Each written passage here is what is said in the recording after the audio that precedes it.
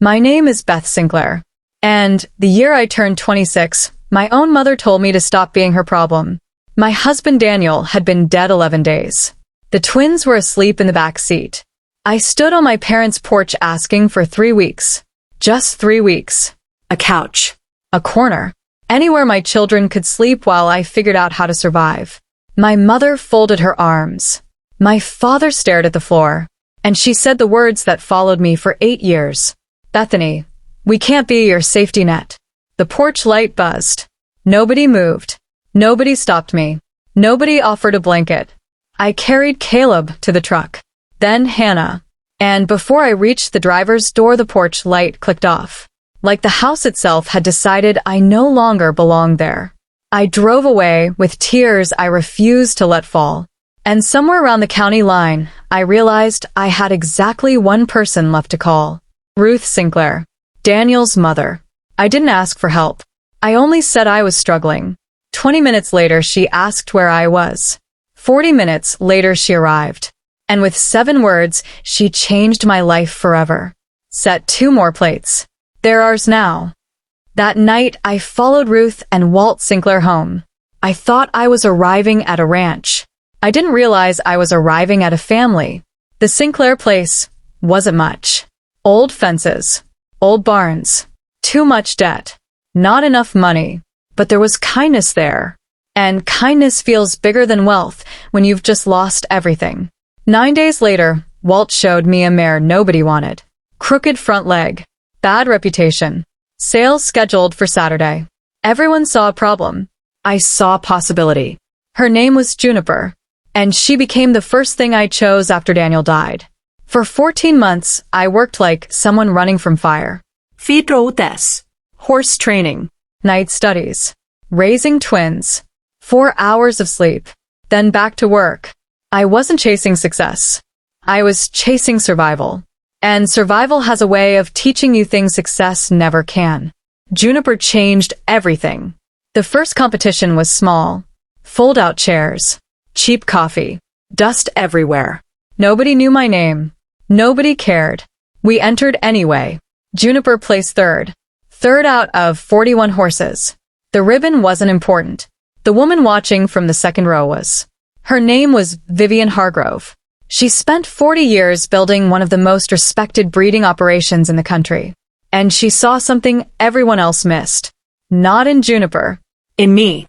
A month later, she visited the ranch. Watched horses. Asked questions. Listened carefully.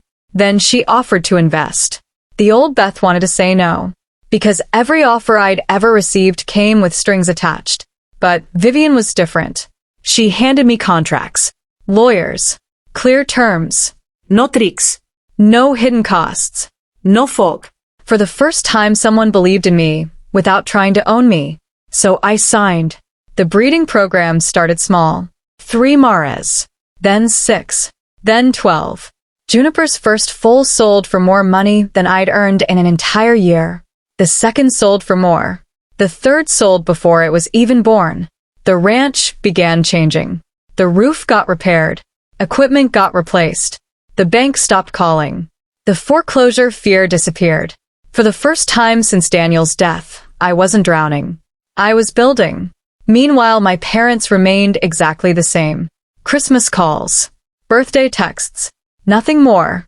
My mother still couldn't remember Caleb and Hannah's names. My father still spoke mostly about Travis. And Travis was still chasing shortcuts. But something changed during year 6. Money leaves footprints. Success leaves headlines. People started noticing. Industry magazines wrote stories. Podcasts called. Investors visited. Suddenly the daughter, who wasn't worth helping, became interesting. And the phone started ringing. The first call came from my mother. A random Thursday. Not Christmas. Not my birthday. Just Thursday. Her voice sounded sweeter than I remembered. She asked about the ranch. Asked about the twins. Asked about me. Questions she'd never cared enough to ask before. Then came invitations. Family dinners. Reunions. Holiday gatherings. My parents wanted pictures. Updates. Visits. Travis wanted investment opportunities. The same people who couldn't spare a couch suddenly wanted a seat at my table. I stayed polite, but I remembered everything. 8 years later, the Sinclair program was worth more money than I ever imagined. Juniper's bloodline had become one of the most sought-after lines in the country. Investors came from everywhere.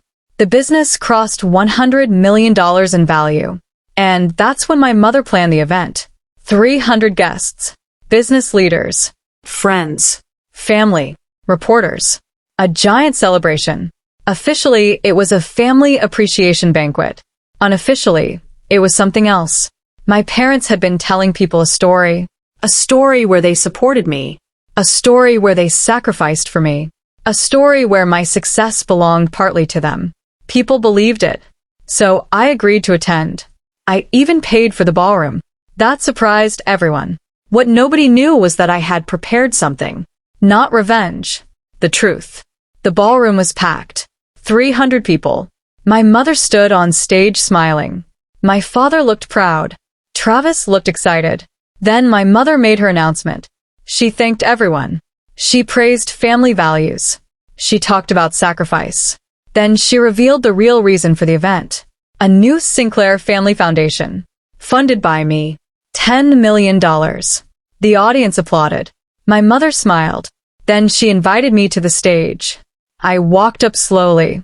Took the microphone. Waited. The room became quiet. Then I began. 8 years ago, my husband died. I was 26.